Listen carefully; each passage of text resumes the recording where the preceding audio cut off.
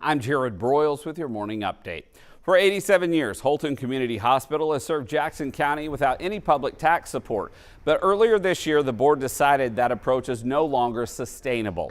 On November 4th, Jackson County voters will decide on a countywide retailer sales tax to fund hospital operations, expected to generate $300,000 to $400,000 annually for the next decade, with collections starting January 1st if approved.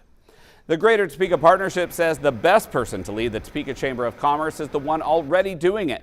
Bob Ross has been announced as the new chamber president. Ross replaces Julia Abdel, who left in June for a chamber job in Iowa. That's a look at some of your 13 News This Morning updates. Of course, you can always visit our website, WIBW.com, for more news, weather, and sports anytime, all the time. But right now, let's check in with Doug Myers for a look at your full forecast.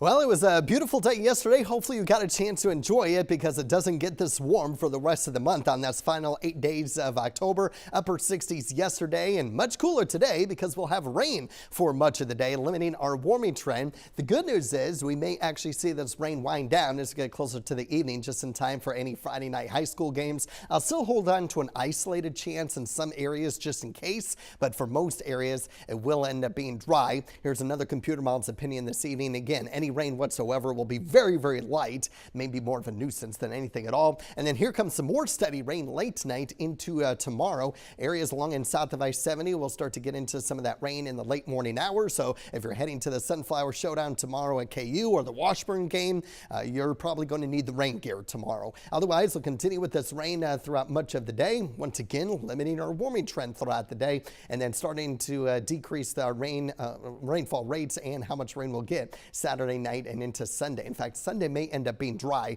just cloudy for much of the day. Meanwhile, for today, temperature staying steady in the low to mid 50s throughout the day, more in the mid 50s in the afternoon, early evening hours with the southeast wind 5 to 10. May have a few wind gusts up to 20 miles per hour. And yes, I can't rule out some isolated thunderstorms, but for a lot of areas, it may just end up being rain. Tonight, 49. Tomorrow, we'll top out at 57. So very similar temperature trend to what we're dealing with for today. And then upper 50s for many spots heading into Sunday. So generally 50s for lows and highs over these next couple of days. And again, the highest rainfall areas will be for today through 3 p.m. and then Saturday afternoon across northeast Kansas, where that will be where our peak rainfalls will be at times. Otherwise, just isolated activity at other points in time. And then we'll keep an eye on rain early next week with the cold front.